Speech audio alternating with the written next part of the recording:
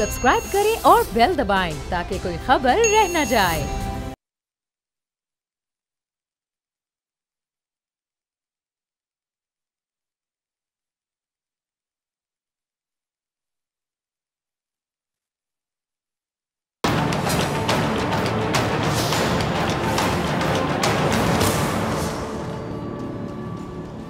अस्सलामुअलैकुम नाजरीन, मैं हूं डॉक्टर फिजा अकबर खान और मैं हूं पाकिस्तान और आप देख रहे हैं पाकिस्तान के सबसे बड़े न्यूज़ चैनल का नंबर 1 प्रोग्राम ऐसे नहीं चलेगा। याद माजी अजाब है यारब, छीन ले मुझसे हाफिजा मेरा। अख्तर अंसारी इस शेर की हर बार, अगर इनके शेर की हम बात करें, इसकी हर बार हम एक नए अंदाज में तशरीह कर सकते हैं हालात को देखते हुए। लेकिन हमारे मुल्क में कुछ लोग इस शेर में भी शायद कह दें कि तरमीम चाहते हैं तो गलत नहीं होगा। जैसा कि याद माजी अजाब है यारब, छीन ले उनसे हाफिजा उनका। ये ना सिर्फ एक शेर है बल्कि एक दुआ कह दूं तो गलत नहीं होगा, जो हमारे मुआशरे में शायद सबसे ज़्यादा की जाने वाली दुआ है। इसलिए कि यहाँ लोगों के माजी और हाल इतने मुख्तलिफ हो जाते हैं जिनको देख कर यकीन ही नहीं होता कि इन लोगों का माजी ऐसा भी था या इनका हाल अब ऐसा है। आज अख्तर अंसारी की रूह से माजरत के साथ इसी शेर पर पूरा प्रोग्राम करूंगी मैं। कहते हैं कि प्यार और जंग में सब जायज़ है, लेकिन हमारे मुआशरे में देखें तो ऐसा नहीं है। यहाँ सियासत में सब जायज़ है। हर अच्छा अचानक बुरा हो जाता है, हलाल हराम हो जाता है और कभी हराम हलाल में तब्दील हो जाता है। बुरा सबसे अच्छा भी बन जाता है, आइडियल। इसीलिए हमारे सियासतदान अख्तर अंसारी के इस शेर में तरमीम करके हर दुआ में इसे दोहराते दिखाई देते हैं कि याद माजी अजाब है यारब, छीन ले कौम से हाफिजा कौम का। माजी अगर हाल से बेहतर ना हो तो इंसान को कामयाब नहीं कहा जा सकता। ऐसा ही है। ये अच्छी बात है कि आपने जो गलतियां माजी में की हों आपका हाल उनसे पाक हो जाए। ये भी कोई बुरी बात नहीं है कि आपका हाल आपके माजी से मुख्तलिफ हो, लेकिन अगर आपका माजी एक बार फिर आपका हाल बन जाए, गौर से सुन रहे हैं मैं क्या कह रही हूँ, अगर आपका माजी एक बार फिर आपका हाल बन जाए और फिर ये कि आपका माजी कभी भी आपका मुस्तकबिल बन सकता हो, ये अजीब सी बात है। लेकिन ऐसा सियासत में यकीनन होता। इसलिए मैंने कहा कि हमारे यहाँ सियासत में सब जायज़ है। अब कहाँ से शुरू करूँ? कुछ लोग कहकर भूल जाते हैं, कुछ लोग जानबूझकर नज़रअंदाज कर देते हैं, कुछ अचानक ऐसे मुखालिफ हो जाते हैं जैसे कभी वो हामी थे ही नहीं, और कुछ ऐसे जाते हैं कि लौट कर आते ही नहीं। वज़ीर आज़म इमरान खान साहब, हर वज़ीर आज़म अपनी कौम की उम्मीद होता है, ऐसा ही है। खान साहब भी हमारी उम्मीद है, इसलिए कि वो वज़ीर आज़म है, इसलिए कि वो वज़ीर आज़म है तभी हमारी उम्मीद है। नवाज शरीफ से क्या कौम को उम्मीदें नहीं थी? बड़ी उम्मीदें थी, कई बार उम्मीदें थी, कई बार कौम ने नवाज शरीफ से अपनी उम्मीदें बांध ली, जोड़ ली या उम्मीदें लगा ली। आसिफ अली जरदारी साहब से भी बहुत ज़्यादा एक्सपेक्टेशंस थी, तवक्कुआत थी। आज खान साहब से, क्योंकि खान साहब एक बड़ी कुर्सी पर बैठे हुए हैं और लोगों की उम्मीदें खान साहब से हैं वाबस्ता। खान साहब के लिए आज का सबसे बड़ा मसला अगर मैं पूछूं कि क्या है, 1.5 साल हो गया उनकी हुकूमत को। अगर मैं पूछूं कि उनको सबसे ज़्यादा ख़तरा किससे है या खान साहब की राह में रुकावटें आखिर कौन डाल रहा है, आपके जहन में क्या आएगा? एक हुकूमत को सबसे ज़्यादा ख़तरा किससे नज़र आ रहा होता है या रुकावटें डालता हुआ कौन नज़र आ रहा होता है? यकीनन जहन में आता है शायद ऑपोजिशन। नहीं, इसका जवाब ऑपोजिशन नहीं है। खान साहब को सबसे ज़्यादा ख़तरा है या खान साहब की राह में सबसे बड़ी रुकावटें जो डाल रहा है वो कौन है जी? उनके अपने वज़ीर। पहली हुकूमत है जिसके बारे में कहा यह जा रहा है कि उससे गिरा भी उसके अपने सकते हैं और कायम भी अपने ही सकते हैं, और वो अपने कौन है जी? वज़रा, मुशीर कह लें, वज़ीर कह लें। क्यों कहा जा रहा है ऐसा, ये नहीं पता। अलबत्ता खान साहब ने अभी हाल ही में जिन वज़रा को सज़ा दी या पार्टी से निकाला, उनमें एक नाम है आतिफ खान साहब का। इमरान खान साहब आतिफ खान साहब के बारे में बहुत कुछ फरमाते थे, जितना मुझे याद है, जितना मेरा हाफिज़ा काम कर रहा है। ज़रा क्लिप चलाएगा रज़ा और नाज़रीन को भी याद करवाते हैं। खान साहब आतिफ खान को अपनी टीम से निकाल चुके हैं। अब ये वो आतिफ खान है जो इमरान खान साहब के मेरिट पर कभी यकीनन, मैं यकीन से कह रही हूँ, पूरा उतरते थे। ये वो आतिफ खान है आतिफ खान खैबर पख्तूनख्वा के, अगर मैं कह दूं कि किसी हीरो से कम ना थे, इमरान खान साहब की ज़बानी उनकी नज़र में, तो गलत नहीं होगा, जो अब अचानक हीरो से ज़ीरो हो गए। यानी ये होता है हीरो और पट के नीचे आया और डायरेक्ट ज़ीरो ही हो गया, कोई दरमियान में कोई स्टेज नहीं होती, भाई एवरेज कर दें उसको। इसी तरह एक और खिलाड़ी जिनका नाम शहराम तरकई, उनके बारे में भी खान साहब बहुत कुछ फरमाते थे। अब हैरत की बात है कि ये इमरान खान ने जब केपी में इन्होंने 5 साल अपने मुकम्मल किए, तो बकौल खान साहब के उन्होंने केपी को पहले से कहीं ज़्यादा बेहतर बनाया। पुलिस रिफॉर्म्स की, सरकारी अस्पताल, सरकारी स्कूलों का मयार स्टैंडर्ड बेहतर बनाया, और केपी में अपने कामयाब 5 सालों का क्रेडिट वो इन 2 वुज़रा को देते रहे। पुलिस रिफॉर्म्स का क्रेडिट नासिर दुरानी को दिया, लेकिन वही नासिर दुरानी जब पंजाब में पुलिस रिफॉर्म्स करने आए तो उन्होंने इस्तीफ़ा देना ही मुनासिब समझा। अब वही 2 वुज़रा जिनका खैबर पख्तूनख्वा की तरक्की में एक अहम किरदार रहा, अब इमरान खान साहब ने उनको भी अपनी टीम से फारिग कर दिया। अब सोचने वाली बात तो है ना, इमरान खान साहब सिर्फ अपनी एक बात पर कायम है, वो क्या कि यू टर्न लेने वाला शख्स बड़ा आदमी होता है, बड़ा लीडर होता है। और अपनी इस बात को इमरान खान साहब ने इतना सीरियस लिया, इतनी संजीदगी से लिया कि वो हर बात पर ही यू टर्न लेना ही मुनासिब समझते हैं। जिन 2 वुज़रा की परफॉर्मेंस बहुत अच्छी थी बकौल इमरान खान साहब के, आज वही 2 वुज़रा निकाल दिए गए। अब सोचने वाली बात तो है ना, या तो डायरेक्ट हीरो ना बनाया करे, क्या करे, बस ठीक काम कर रहे हैं, बड़ी उम्मीदें हैं, फिर जब डायरेक्ट पटक के नीचे मारते ज़ीरो कर देते हैं, दरमियान में रहा करें ना, पहले हीरो बना दिया फिर ज़ीरो बना दिया, कन्फ्यूजन खुद फैलाते हैं आप लोग।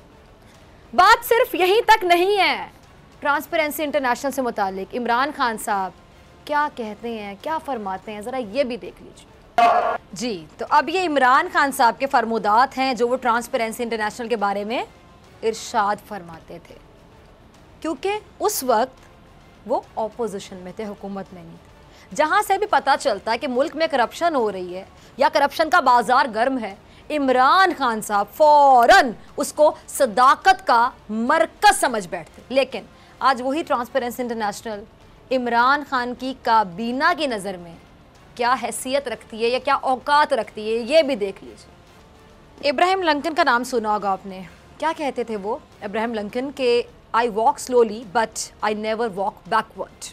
कल तक जो हलाल था आज क्या हो गया, मेरे साथ मिलकर बोलिए, हराम हो गया। बिल्कुल सही, कल तक जो जायज़ था, मेरे साथ मिलकर बोलिए नाज़रीन, आज वो क्या हो गया, नाजायज़ हो गया।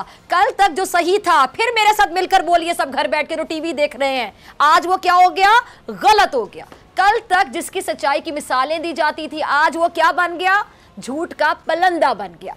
कल तक जो बेहतरीन था आज बदतरीन है, क्योंकि सियासत में मैंने पहले ही कहा सब जायज़ है। पाकिस्तान की सियासत में तो ना ही पूछिए, इंसान को मुखालिफत में इतना भी आगे नहीं चले जाना चाहिए कि बाद में उसे वापस पीछे जाना पड़े। इसलिए क्या कहते हैं कि आहिस्ता चलें, लेकिन इस यकीन के साथ कि जिस रास्ते पर आप जा रहे हैं वापस आने के लिए नहीं है। लेकिन हमारे हुक्मरान ये सोचते ही नहीं हैं, वो सियासी मुखालिफत में इतने आगे बढ़ जाते हैं कि उनको कई बार वापस पलटना पड़ता है, रिवर्स गियर लगा के। फिर आवाम में क्या फैलती है जी, यकीनन बेचैनी, मायूसी और गुस्सा भी। अच्छा, यहाँ मैं ज़रा ये बताना चाहूँगी कि जो आवाम बड़ी हाइपर, हमारी आवाम में अक्सर जिसको देखे ना हाइपर होता है, कहीं पर ट्रैफिक देखा तो लोगों ने लड़ना शुरू कर दिया। जाहिर बात है कि आपकी आमदनी इतनी है नहीं, रोज़गार के मौके हैं नहीं, लोग झूठे वादे करके आ जाते हैं। मैं अल्लाह कहूँगी, झूठे वादे करके आते हैं, झूठे वादे करते करते माइक भी तोड़ देते हैं, जोशे खताबत में बाद में कुछ कर नहीं सकते हैं। इस तरह की हरकतें जो जब से 1.5 साल से ये गवर्नमेंट आई है, तब्दीली क्या देखी हमने, आपके रवैयों में तब्दीली देखी, आपके वादों में तब्दीली देखी कि आप कहते कुछ थे करते कुछ हैं। वादे क्या किए थे आपने, आज आपको वादे नज़र नहीं आते। अब तो आप कहते हैं जी सुकून कब्र में है। अब इंसान क्या कह रहे, कब्र ढूंढना शुरू कर दे, अपनी अपनी कब्र खोदना शुरू कर दे। जिसको रोटी नहीं मिल रही, इसके घर बच्चे हैं, महंगाई हो रही है, रोज़मर्रा की अशिया जो हैं वो उसकी कुव्वत खरीद से बाहर हो रही हैं, वो क्या करे, ये भी समझा दें, ज़रा कुछ तरीका भी समझा दें। आपके वुज़रा इंतहाई नॉन सीरियस किस्म के टॉक शोज़ में बैठते हैं और कहते हैं कि जी इतनी नौकरियां इतने हफ्ते बाद मिल जाएंगी, ये हो जाएगा वो हो जाएगा। ना जाने कहाँ से आ जाते हैं लोग हमारी सियासत में। अब ये जो सियासत में हो रहा है, इसकी वजह से अवाम के रवैये में, एटीट्यूड में गुस्सा आ रहा है। लोगों का ब्लड प्रेशर हाई करने की रीज़न बन रहे हैं आप जैसे सियासतदान। अवाम के अंदर जो गुस्सा आ रहा है, अवाम के अंदर जो हाइप आ रही है, अवाम के अंदर जो एक हाइपर टेंशन की कैफियत है, वो आप जैसे सियासतदानों की वजह से है। 110% आप जैसे सियासतदानों की वजह से। आप जो दे रहे हैं लोगों की कड़वाहट में, वो आपको लौटा रहे हैं अपने अल्फाज की फॉर्म में, अपने अल्फाज की सूरत में।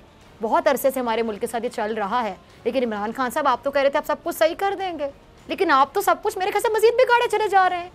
अवाम के अंदर गुस्सा है, अवाम के अंदर बेचैनी है, मायूसी है, और यहाँ तो सियासत में इतना सब कुछ जायज है कि सियासतदान अपना नजरिया तब्दील करने से पहले 2 मिनट नहीं सोचते कि मेरे साथ क्या होगा, मेरी क्रेडिबिलिटी कहाँ जाएगी। मेरी क्रेडिबिलिटी जाए भाड़ में। फिलहाल नजरिया चेंज करना ही नजरिया जरूरत है। यह है तब्दीली। हमें तो ये समझ आई तब्दीली की, यू टर्न लिए चले जाएं, रिवर्स गियर लगाए चले जाएं, नजरिया तब्दील किए चले जाएं। जिनको कल हीरो कहा था जिनको जीरो कह दें, एकदम से आसमान पे बिठा दें, फिर एकदम से पटक के जमीन में मार दें, वो खुडे लाइन लगा दें। This is called change. इसको कहते हैं तब्दीली। यही होगी तब्दीली यकीनन। मुझे तो समझ आएगा। मैं आपको वही लौटाऊंगी अपनी जबान से, अपने अल्फाज से। जमहूरियत के नाम पर कितनी ही बार नजरियात तब्दील हुए। ये है जमहूरियत की औकात और डेफिनेशन जो तुम जैसे सियासतदानों ने बताई। और जमहूर वो खुडे लाइन लगा दो, कोई पूछने वाला नहीं है। ये है जमहूरियत। लेकिन कोई पूछने वाला नहीं है आप जैसे सियासतदानों की वजह से। सॉरी टू से, ना आज कोई पूछने वाला है ना पहले था। अवाम कहाँ जाए। एक गैर मुल्की रिपोर्ट को बुनियाद बनाकर इमरान खान साहब के सबसे बड़े नाक़दीन में से एक, जिनका नाम है शहबाज शरीफ साहब, वो क्या फरमा रहे हैं, उनको भी ज़रा सुन लेते हैं। लगता है कि एक बार फिर शहबाज शरीफ को किसी ने कहा कि बड़े भाई तो ताहयात ना अहल ठहरे। अब की बारी शहबाज शरीफ साहब, आपने वज़ीर आज़म बन ही जाना है। बन ही जाना है का मतलब समझ रहे हैं ना नाज़रीन, बन जाना है। शहबाज शरीफ साहब जो टोपी पहने हैं, ये टोपी कई बार उन्होंने और उनके भाई ने कौम को पहनाई। समझ रहे हैं ना कौम को टोपी पहनाने का मतलब क्या है। ये टोपी पहनाई गई कर्ज उतारो मुल्क सवारों के नाम पर। फिर यही टोपी पहनाई गई 6 महीने में लोड शेडिंग के खात्मे के नाम पर। ये टोपी पहनाई गई साफ पानी की 56 कंपनियां बनाकर। यही टोपी पहनाई गई आशियाना के नाम पर। और ये टोपी कौम को पहनाई गई जरदारी साहब को लाड़काना में घसीटने का अज़म करके। यही टोपी अवाम को पहनने का शर्फ हासिल हुआ जमहूरियत के नाम पर। कौम को यही टोपी पहनाकर सरकारी इदारों का दिवालिया निकाला गया। कौम को यही टोपी पहनाकर नैब के हाथ पैर काट दिए गए। यही टोपी पहनाकर मुल्क की सड़कें और इमारतें भी गिरवी रखवा दी गई। अब शहबाज शरीफ साहब जो पाकिस्तान में बढ़ती हुई करप्शन पर शदीद कह रहे हैं कि तशवीश का इजहार कर रहे हैं। शहबाज शरीफ साहब जो कौम का पैसा ज़ाया होने पर बहुत परेशान है, डिप्रेशन में चले गए। उनकी छोटी सी किफ़ायत शायरी में अगर मैं जाना चाहूँ और मैं डिटेल्स आपके साथ शेयर करना चाहूँ, और छोटी सी किफ़ायत शायरी में आपको बताना चाहूँ, वर्ल्ड इकनॉमिक फोरम के इजलास में नवाज शरीफ साहब गए। अब ज़रा सुनते जाइएगा। $7,62,000 खर्च हुए। 7,62,000 भाई, सानू तो पता नहीं कि हुंदे किन्ने ने, कौम ने कभी देखा ही नहीं होगा। $7,62,000। और उसी वर्ल्ड इकनॉमिक फोरम में शिरकत करने शाहिद खाकान अब्बासी साहब गए तो कौम के पैसों से खर्च हुए $5,61,000। फिर उसी वर्ल्ड इकनॉमिक फोरम में इमरान खान साहब शिरकत करने गए, $70,000 से कम खर्चा आया। न्यूयॉर्क की जनरल असम्बली के इजलास में नवाज शरीफ साहब गए, $11,13,000 कौम के खर्च किए गए। आपका पैसा था नाजरीन, मेरा पैसा था, हम लोगों का, कौम का पैसा।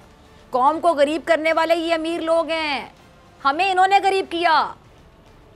शाहिद खाकान अब्बासी साहब, उन्होंने कौम के $7,05,000 उड़ाकर रख दिए और इमरान खान ने $1,62,000 किए खर्च।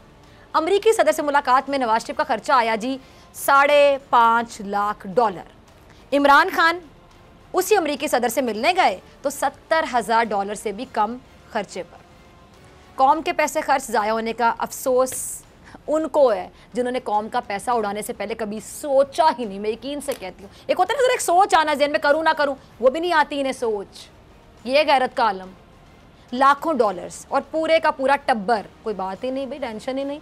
जो टोपी शहबाज शरीफ साहब अपने भाई साहब के साथ मिलकर कौम को पहनाते रहे, आज वही टोपी पहनकर लंदन की सड़कें नाप रहे हैं, इसलिए कि शायद कहीं से प्लेटलेट्स मिल जाएं जो बीमार और लागर भाई के काम आ जाएं।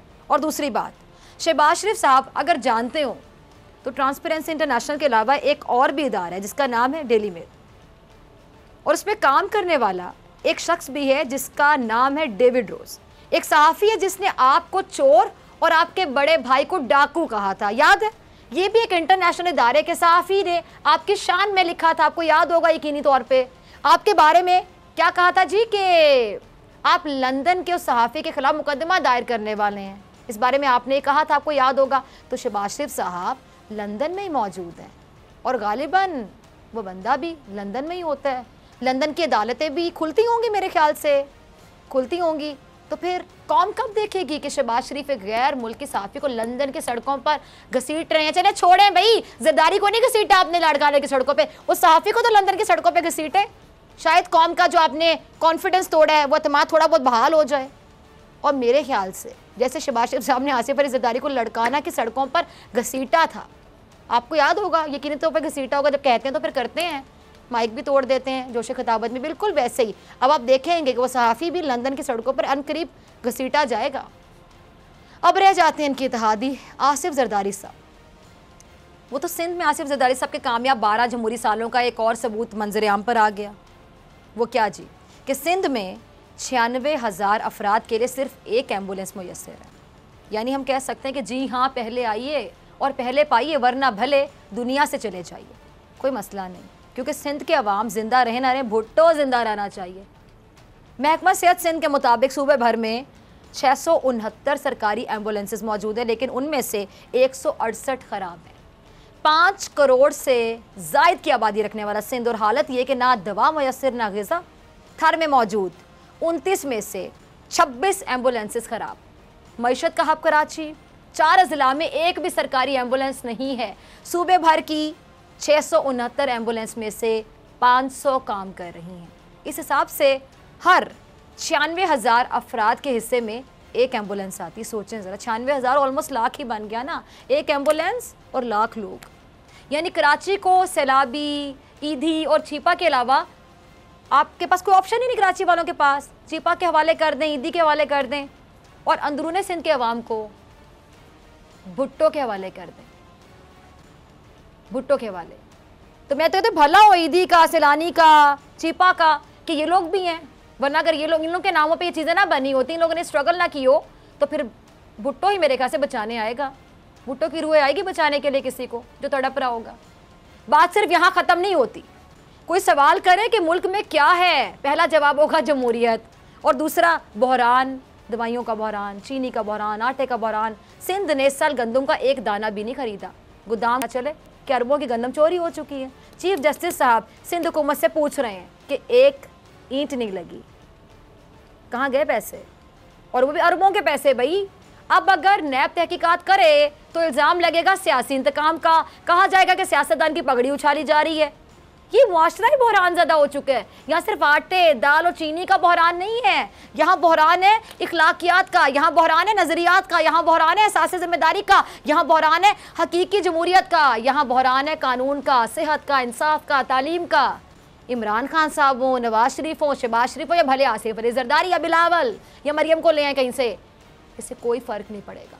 कौम को इससे कोई फ़र्क नहीं पड़ता। कौम को चाहिए 3 वक्त की रोटी, बाइज़्ज़त रोज़गार, बीमार हो तो सरकारी हॉस्पिटल में मयारी इलाज, बच्चों के लिए तालीम, बराबरी का कानून और फौरी इंसाफ। और ये हुक्मरान इक़्तिदार में आते भी इसीलिए, इसी बुनियाद पर, इन्हीं वादों पर, और हर हुकूमत के आखिरी बरस दुआ करते हैं कि कौम से उनका हाफिज़ा छिन जाए, ताकि ना याद रहेगा, ना अजाब बनेगा, ना माजी याद होगा, ना सवाल किए जाएंगे, ना हुकूमत में आते हुए कुछ सोचते हैं, ना हुकूमत से जाते हुए, और ना हुकूमत करते हुए। हुकूमत क्यों करनी है? क्योंकि जमहूरियत बचानी है। जमहूरियत क्यों बचानी है? क्योंकि जमहूरियत ही बेहतरीन इंतकाम है। ये इंतकाम ले किससे रहे हैं? उसी मखलूक से जिससे हज़ारों वादे करके इक़्तिदार में आए, उसी मखलूक से जिसको बुनियादी हुकूक देने की कस्में खाईं, उसी मखलूक से इंतकाम ले रहे हैं जो जमहूरियत का मरकज़ है। उसी मखलूक के साथ नाइंसाफ़ी कर रहे हैं जिस मखलूक ने आपको पार्लियामेंट भेजा, और जब आपके इक़्तिदार की कुर्सी हिलने लगी तो आप फिर उसी मखलूक की मिन्नतें तरले करें और टोपी पहनाएं कि जमहूरियत की हुक्मरानी को ख़तरा है, इसको बचाना होगा। भाई इस मुल्क में ना जमहूर है ना हुक्मरानी है, कोई भी जमहूर की हुक्मरानी नहीं थी, ना हुक्मरानी जमहूर के लिए की गई कभी, साफ सी बात है, सीधी सीधी। एक वो शख्स जो 3 बार इक़्तिदार में रह चुका, प्लेटलेट्स की कमी के नाम पर भागा हुआ फरारी, और लंदन भागा हुआ। दूसरा टोपी पहनकर उसकी कफालत कर है। तीसरे के पास सिंध है लेकिन सिंध के पास कुछ नहीं है भुट्टो के अलावा। चौथा जो कश्मीर कमेटी के नाम पर 10 साल अंगड़ाइयां लेता रहा मिनिस्टर इनक्लेव में एसी लगाकर, आज इन तीनों से वो शिकवे कर रहा है कि मेरा ये भरम था कि मेरे पास तुम हो, जबकि किसी के पास कुछ नहीं है। अब कौम का ये भरम है कि उसके पास इमरान खान साहब है। ये भरम टूट जाता है या कायम रहता है, ये आने वाला वक्त ही बताएगा, लेकिन सूरत हाल बहुत गैर यकीनी की है। अब तो दानिश ने भी बात मान ली इमरान खान साहब की कि सुकून सिर्फ कब्र में है। अब दानिश की तरह बाकी सबको कब्र तक ना पहुंचा दीजिएगा इमरान खान साहब। हमारा भी भरम है कि हमारे पास आप इमरान खान साहब बतौर वज़ीर आज़म जिन्होंने बड़े वादे किए थे। मिलते हैं ब्रेक के बाद।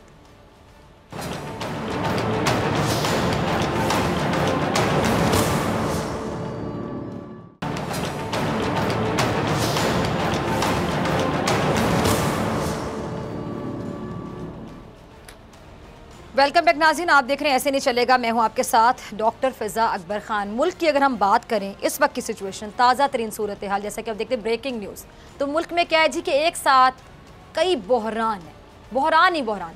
तहरीक इंसाफ के अंदर की अगर हम बात करें तो धड़ेबंदी की खबरें भी आ रही हैं। हमजा शहबाज क्या कहते हैं जी कि नून लीग के दरवाजे और खिड़कियाँ खोल देंगे। शहबाज शरीफ ने भी हैट के बाद टोपी पहन ली है, और नवाज शरीफ साहब हमेशा की तरह अभी तक नेशनल बीमार का टाइटल उन्हीं के पास है, वो किसी और के पास उन्होंने नहीं जाने दिया है। टू कट शॉर्ट, बादस्तूर बीमार है। खैर अल्लाह उनको सेहत दे, ये कह सकते हैं। दूसरी जानिब भारत की जानिब से मुसलसल हर्जा सराई जारी है। मकबूजा कश्मीर को कुफल लगा दिया गया है। इन तमाम मामलात पर तजिया लेने के लिए आज हमने प्रोग्राम में इनवाइट किया ब्रिगेडियर रिटायर्ड हारिस नवाज साहब को। किसी तारुफ के मोहताज नहीं, ब्रिगेडियर साहब warm welcome in the programme. सबसे पहले आपसे यही जानना चाहूँगी कि तहरीक इंसाफ, बड़े नारे मुझे याद हैं 22 साल स्ट्रगल की, और बड़ा कुछ याद है। इमरान खान साहब कहते थे मैं आऊँगा तो ये हो जाएगा, वो हो जाएगा, तब्दीली की लहर आएगी, ऐसा कर देंगे, वैसा कर देंगे, इंसाफ देंगे। आपसे सिंपल एक छोटा सा सवाल, क्या तहरीक इंसाफ अब तक 1.5 साल के अरसे में कौम के साथ इंसाफ कर सकी? फिर आगे की बात करते हैं। देखिए डॉक्टर फिजा, बात यह है कि ये पार्टी ज़ाहिर है कि अगर आपने मैनिफेस्टो देखा हो तो पहले भी आवाम को जो बात की, अवेयरनेस लेकर आए, वो यही था कि जी हम मुल्क से करप्शन ख़त्म करेंगे, मुल्क से लूटा पैसा वापस लेके आएंगे, और वो फिर हम मुल्क के वेलफेयर के ऊपर, तरक्की के ऊपर लगाएंगे। ये उनका एक मैनिफेस्टो नारा था। अच्छा, उसके बाद ये हुआ कि आए, इनको इतना पता नहीं था, जो मुल्क के क्राइसिस थे, मैशत का बुरा हाल था, और सब में मालूम है फिर असद उमर को कैसे चेंज किया गया। सर एक बहुत बड़ी प्रॉब्लम शुरू हो गई। इशू ये है कि government has to realise one thing कि आपने अपने अवाम से क्या कहा और आपने 1.5 साल में आपकी क्या प्रोग्रेस है। आई डू एग्री कि ये टाइम कम है, दे नीड मोर टाइम, लेकिन साथ ही साथ कहीं ना कहीं अवाम को रिलीफ देनी चाहिए। पेट्रोल महंगा हो गया, गैस महंगी कर दी आपने, उसके बाद बिजली महंगी कर दी, ज़रूरतें जो आम कमोडिटी आइटम्स हैं, प्याज, टमाटर, सोन, जो गरीब आदमी के लिए आटा, चीनी आपके सामने वो महंगी हो गई। They have to work on this, क्योंकि अवाम ने आपको वोट दिया और वो बहुत उम्मीदें लेके आपको लेकर आए। इसलिए ये टाइम ये है इमरान खान को स्पेंड करना चाहिए। बाहर आपने इमेज इम्प्रूव कर लिया, वी एग्री। आपको कश्मीर की problem, her cheese side by side चलती है। गवर्नमेंट और गवर्नेंस जो होती है ना, वो ये होती है कि आपने सारी चीज़ें साइड बाई साइड करनी है। फॉर इंस्टेंस अगर पेट्रोलियम की प्रॉब्लम है तो वो पेट्रोलियम मिनिस्टर आपका है, you have to give him right. आपने उसके बाद कश्मीर के लिए फॉरेन मिनिस्टर आपका काम करे, यू हैव टू, आप बाहर गए स्पीच की, then follow up. Likewise domestic issues के लिए भी आपकी जो टीम है, they have to provide you the best of possible all relief, कि आपको आवाम को कहने के लिए कुछ हो। आई डोंट अंडरस्टैंड कि प्राइम मिनिस्टर ऑफ पाकिस्तान ये नहीं समझ रहे कि आप अपने आवाम को क्या बता सकते हैं। आप कहें जी मैंने आपको, आपके जवान ये सहूलत प्रोग्राम बना दिए, ये ठीक है जो चल रहा है, लेकिन आप गरीब आदमी जो जिसने आपको सिलेक्ट किया है, आपकी एग्रीकल्चर, इकोनॉमिक इंजन आपका जो एग्रीकल्चर है, क्यों नहीं बनाई जा सकती? हमारे यहाँ बड़े बड़े लोग हैं जो कि इकोनॉमी के बारे में बहुत अच्छा नॉलेज रखते हैं, इल्म रखते हैं, ऐसी स्ट्रैटेजी क्यों नहीं बनाई जा सकती कि जो गरीब लोग हैं या जो लोअर मिडिल क्लास हैं या उनकी जो ख़रीदो फ़रोख्त की चीज़ें होती हैं, यानी रोज़मर्रा की चीज़ें, आटा, दाल, चीनी, घी, ऐसी जो चीज़ें हैं उन पर ज़्यादा बोझ ना डाला जाए। जो ऊपर एक अमीर तबका है ज़रा बोझ ज़्यादा उन पर डाल दिया जाए, शायद वो बर्दाश्त कर पाएँ, मतलब नीचे वालों को थोड़ा सा रिलीफ दे दिया जाए। Isn't this possible? क्या ये बिल्कुल इम्पॉसिबिलिटीज़ में आता है? ये बिल्कुल पॉसिबल है। इशू ये है कि अगर मतलब जो ऐसा तबका जो लाख रुपए का जूता पहन लेगा, 80-90 हज़ार का बैग ले लेगा, 40 हज़ार का परफ्यूम ले लेगा, उसको शायद इतना बोझ नहीं लगेगा। लेकिन जिसकी कुल आमदनी 20 हज़ार हो, 25 हज़ार हो, 30 हज़ार हो, उसको तो बड़ा बोझ लगेगा ना अगर कोई चीज़ 40 रुपए, 50 रुपए, 60 रुपए महंगी हो जाए, इससे भी ज्यादा। देखें 70 to 80% आपके लोग वो हैं जो बिल्कुल गरीब हैं, जो 15,000 मैक्सिमम उनकी अर्निंग है। आपने ये गवर्नमेंट को चाहिए, देखें you have a very good people in Pakistan. आपके मिनिस्टर्स हैं, आपके एक कंपल्सन है कि आपने MNAs को और अपने MPs को मिनिस्टर बनाना है, agreed, but then give them a good advisers. जो नोबडी स्टॉप्स के एक मिनिस्ट्री में एक दो एडवाइज़र ऐसे रखते हैं जो उनको गाइड करें। They should not be ruled and governed by the bureaucrat, but उनको चाहिए कि टेक्निकल एडवाइस अपने मिनिस्टर को दें कि प्राइस कंट्रोल कमेटीज़ आपकी होती हैं, आपके हर डिस्ट्रिक्ट में डिप्टी कमिश्नर है, आपके डिवीजन में कमिश्नर है, उसके बाद आपके डाउन पे आपका असिस्टेंट कमिश्नर है।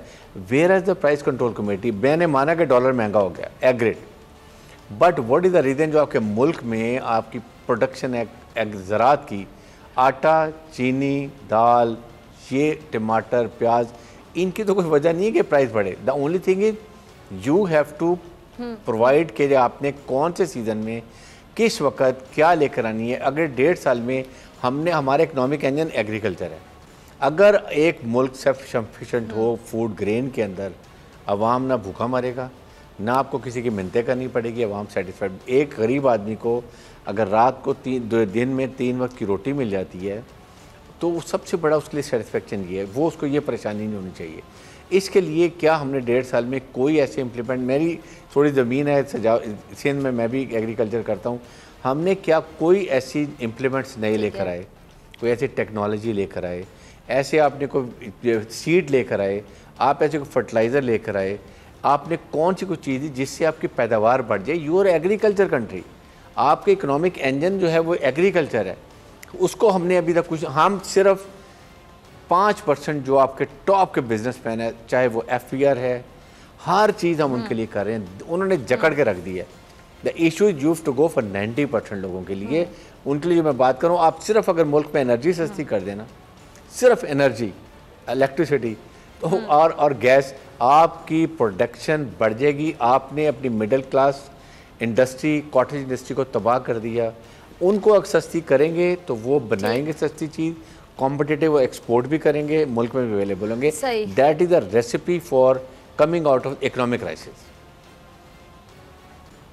ठीक है जी। अच्छा, अब हम बुज़दार साहब की जानिब से जो लोगों को क्राइसिस का सामना करना पड़ रहा है उधर आ जाते हैं। पहले बताइए कि उस्मान बुज़दार साहब को आप कैसे देखते हैं, आपकी क्या राय है उनको लेके? अब जाहिर बात है तमाम लोग, जो पार्टी के अंदर भी बहुत से लोग हैं जो इमरान खान साहब से शायद वक्तन फ़वक्तन अपना एहतजाज रिकॉर्ड करवाते रहते हैं, और अब तो सारी सिचुएशन आपके सामने आ गई है, धड़ेबंदियाँ जो हो रही हैं, मतलब कोई ना कोई रीज़न होती है। उस्मान बुज़दार साहब पे कोई समझौता नहीं किया जाएगा, खान साहब ये कहते हैं, आपको क्या वजह नज़र आती है? और बुज़दार साहब पंजाब के लिए कैसे हैं, आप ऑनेस्टली क्या राय देंगे? देखिए, I personally did not have very high opinion about Buzdar. Issue ये है, इमरान खान ने जो भी KPK में प्रॉब्लम हुई है, प्राइम मिनिस्टर पाकिस्तान ने, आपके सामने वहाँ के CM ने इनके क्लोज फ्रेंड्स उनको सैक किए। द पर्पज़ वहाँ उनकी 2/3 मेजॉरिटी है। उन्होंने ये कोशिश की है कि वहाँ से मैसेज दें पंजाब के MPs MNAs को भी कि फॉरवर्ड ब्लॉक बना थे कि better behave, otherwise this can be done with you. एक तो ये ऑप्शन है। सेकेंड बात यह है कि अभी इस वक्त 1.5 साल के अंदर उन्होंने जितनी इन्वेस्टमेंट करनी थी वो बाजार पे कर दी है, ठीक है। अब इशू ये है कि अभी वहाँ बड़ी सख्त रस्साकशी है। आज अगर बुज़दार को वो हटाते हैं तो इतनी सख्त रस्साकशी होगी, इतनी प्रॉब्लम होगी। इधर MQM बैठी हुई है, विद इन देयर ओन अपने ग्रुप बैठे हुए हैं। जो उन्होंने इन्वेस्टमेंट बुज़दार पे, उस्मान बुज़दार पे करनी थी वो उन्होंने कर लिए। May be now he can deliver. Chief secretary IG उन्होंने एक नए पोस्ट किए जो बड़े अच्छे हैं, आई नो उनको, ख़ासतौर चीफ सेक्रेटरी को। वो शायद अब इनको मिला के, अब इशू यहाँ कमज़ोरी ये है कि अगर नया सीएम आपने सीएम को लगाया हुआ है तो आप उससे 2-3 अच्छे टॉप के जो होते बेलॉस किस्म के आप उनको एडवाइज़र दे दें जिनका पुराना एक्सपीरियंस हो, चाहे वो ब्यूरोक्रेट्स हो या पॉलिटिशियन हो, वो उनको गाइड करें एंड देन ऑन फ्रंट पे आप रखें उस्मान बाजार को। ये भी आपने नहीं किया। आप ये एडवाइजर वाला मशवरा दूसरी बार दे रहे हैं मेरे प्रोग्राम में। हाँ, और हम उम्मीद करते हैं हमारा प्रोग्राम माशाल्लाह इतना देखा जाता है, बोल न्यूज़ देखा जाता है कि आपका मशवरा इस प्लेटफॉर्म से पहुंच भी गया होगा। लेकिन मुझे समझ नहीं आ रही कि क्या उनके इर्द गिर्द, जो इमरान खान साहब के इर्द गिर्द इतने सो कॉल्ड जीनियस लोग हैं, सो कॉल्ड कहूँगी, वो अपने आप को बहुत जीनियस समझते हैं, अपने बारे में कोई बात सुनना नहीं चाहते हैं, उन लोगों में से कभी किसी ने मशवरा नहीं दिया होगा एडवाइजर वाला जो आपने 2 बार दे दिया इस प्रोग्राम में? देखिए, मैं ये बात कर रहा हूँ, अगर इमरान खान ने prime minister Pakistan CM Punjab को चलाना है, पंजाब के अंदर इंटरफेयर करनी है, पंजाब में आपने अपने काम से डाइवर्ट करके फेडरल के प्राइम मिनिस्टर के यहाँ करना है, what is the purpose of a team? आप जब टीम बनाते हैं तो यू हैव टू इंश्योर कि everybody has to deliver and you have to monitor and you they are answerable to as a prime minister Pakistan. महीने में 1 दफ़ा 2 महीने में you should check everything what is happening. Problem ये है कि जब आप इंटरफेयर शुरू कर देंगे, मैं इसको चला लूँगा, ऐसे नहीं होता। तो इसके लिए आपके बहुत अच्छी टीम है, आपके पास मिनिस्टर भी थे, पुराने पॉलिटिशियन हैं, या आप नए एडवाइज़र रख लें जो उनको दें और उसके बाद टेल हिम कि जी 6 महीने में I want to see progress. ये budget is a litmus test for PTI की। लेट मी टेल यू, अगर इस बजट में इतनी अच्छी ये कारगुजारी करते हैं, इतना अच्छा बजट बनाते हैं, आम आदमी को रिलीफ देते हैं, जिसमें उनको खास तौर पे जॉब अपॉर्चुनिटी आपने अभी तक मेरी टीम ने कहा कि ब्रिगेडियर साहब के गले को भी थोड़ा सा रिलीफ देते हैं, तब से तो हम ब्रेक पे जाते हैं। ब्रेक के बाद गुफ्तगू के सिलसिले को यहीं से आगे बढ़ाएंगे, बात करेंगे खास तौर पे इंडिया और कश्मीर के हवाले से।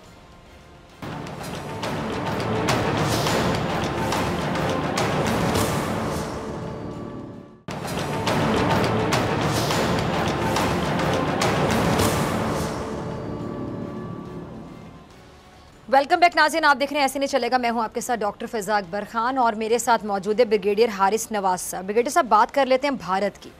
क्या भारत कोई जाली ऑपरेशन करने की कोशिश भी कर सकता है? देखें, डेफिनेटली वजह यह है कि जिस तरीके से नरेंद्र मोदी ने कश्मीर में टोटल जुल्म और बर्बरियत की एक दुकान लगाई हुई है, इंतहा की हुई है, and then they are trapped ना। पूरी दुनिया का वर्ल्ड मूड चेंज हो रहा है, print media, electronic media. European union के 700 में थे मेरे ख्याल में 621 लोगों ने करारदाद मंजूर इसके खिलाफ बात की है। अभी इन्होंने यूरोपियन यूनियन जाना भी है, he is worried about that. फिर उसके बाद एक सिटीजन जो अमेंडमेंट एक्ट आ गया है, उसके अंदर रजिस्ट्रेशन जो है एनआरसी, उसके अंदर देखिए जिस तरह से पूरी वहाँ की आवाम खड़ी हो गई। और इसमें इट्स नॉट ओनली मुस्लिम्स, इसमें चाहे आप मॉडरेट हिंदू ले लें, आप वहाँ के Christian, Sikh, everybody standing against ये जो इन्होंने नाइंसाफ़ी की बात की है। और एक टोटल मुसलमानों के खिलाफ हिंदुत्व का जो एक इनका था एजेंडा आरएसएस का, वो लेके आगे जा रहे हैं। सेकुलर से ये अभी उनके कॉन्स्टिट्यूशन के अंदर है सेकुलर, ये उसको वहाँ पर उसको हिंदू स्टेट बना रहे हैं। ये सारे अभी 300 जो जितने हैं फिल्म स्टार दुनिया के लोगों ने वहाँ पर मोदी को लेटर लिखा, ओपन लेटर लिखा है। दे आर फुली ट्रैप्ड, पूरी आवाम इनके खिलाफ हो गई है, पूरी लोग इनके खिलाफ खड़े हो गए। Now what is the option? एक ऑप्शन है कि ये सिटीज़न ये जो ने वो किया था और सिटीज़न एक्ट जो अमेंडमेंट एक्ट है इसको वो ख़त्म कर दें। सेकंड ऑप्शन है कि अपनी आवाम की अटेंशन डाइवर्ट करने के लिए, पूरी दुनिया की अटेंशन डाइवर्ट करने के लिए and put the pressure on Pakistan के पाकिस्तान ने कोई ऐसी बात की जिसकी वजह से हम ऑपरेशन करें, दे can go flag operation. Prime minister Pakistan ने 50 दफ़ा बात की कि जी ये बहुत सख्त सीरियस है, हम इसको बार बार दुनिया को वार्न कर रहे हैं। और जैसे उड़ी का इंसिडेंट है, पठानकोट का इंसिडेंट, पुलवामा का इंसिडेंट है, 27 फरवरी का incident, they can go for anything. But the only we always warn के यू नो पाकिस्तान की फ़ौज को, पाकिस्तानी फ़ौज is battle hardened, they are fully trained. आपने पिछले 40 साल से कोई लड़ाई नहीं लड़ी है, आपने सिर्फ निहत्ते कश्मीरी औरतों, बूढ़ों, बच्चों को शहीद किया है, इसके अलावा कुछ नहीं कर सकते। नहायत इनकॉम्पिटेंट आपका चीफ आर्मी स्टाफ जो पुराना था, जो भी STDS बन गया है, एक आपने नया लगा लिया, गिदड़ भपकियाँ दे रहे हैं। जब भी आपने बात किया को मुँह की कहानी पड़ी। तो इन चीज़ों में पाकिस्तान आरएसएस की सोच को लेकर चलने वाली अगर वो फौज फ्लैग उनकी, ऑपरेशन एग्जैक्टली एब्सोल्युटली, और उनके आरएसएस के लोग इनमें भर्ती किए उन्होंने, स्पेशली इसमें सारे उन्होंने गुंडे भर्ती किए हैं जो कश्मीर में जुल्म कर रहे हैं। अब इशू होता है कि वो फ्लैग ऑपरेशन छोटा करते हैं, ज़्यादा करते हैं, अगर कहीं एस्केलेट कर गई वॉर की डायनामिक्स किसी को पता नहीं होती। ये कहाँ जाती है, दो न्यूक्लियर मुल्कों की लड़ाई कहाँ एंड होती है, nobody knows. This is what Pakistan is warning. हमने हमेशा इसलिए अमन की बात करते हैं, we understand the intricacies of nuclear मुल्कों की लड़ाई, इसलिए अमन का पैगाम दे रहे हैं। और दुनिया में पाकिस्तान का स्टेचर बढ़ गया, इंडिया दिन ब दिन डाउन। और अगर आपने देखा एलिस बेल्स ने भी अभी कहा कि अच्छा ब्रिगेडियर साहब मुझे जरा ये बताइएगा, 2 मिनट है क्लोजिंग में, मुझे बताइएगा ये जो ट्रम्प है, सुपर पावर कहा जाता है अमेरिका को, सुपर पावर का क्या मतलब होता है तमाम लोग बाखूबी वाकिफ हैं। ट्रम्प एक छोटी शख्सियत नहीं है, नो डाउट इन इट।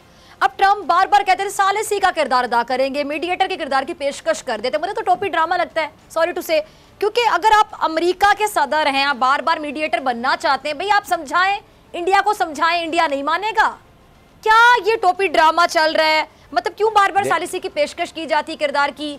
क्या हो सकता है? क्या जंग ही हल है? सिर्फ हम अमन की बात करते चले जाएंगे? ढेर सारे सवाल हैं जो जहन में गर्दिश करते रहते हैं, तमाम लोगों के जहनों में आते हैं, जवाब समझ नहीं आता। देखें, बात यह है कि ट्रंप को पता है ये टोटल लिप सर्विंग के रिटोरिक्स हैं।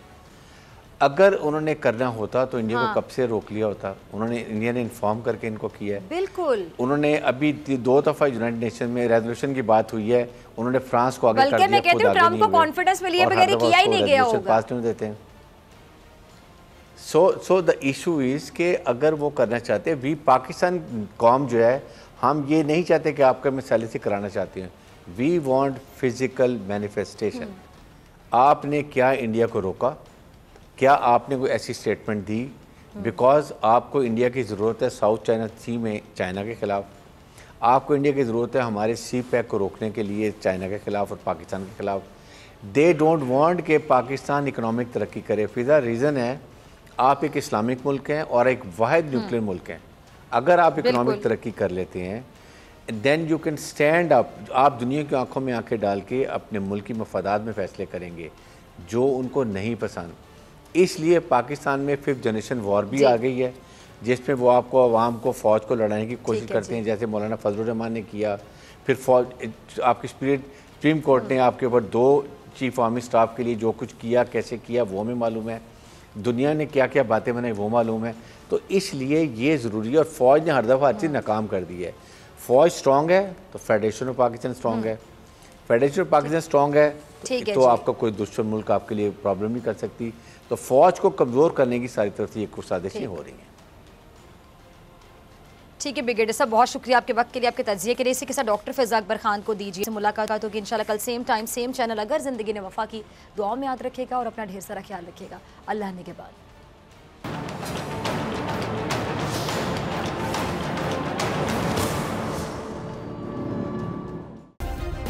सब्सक्राइब करें और बेल दबाएं ताकि कोई खबर रह न जाए।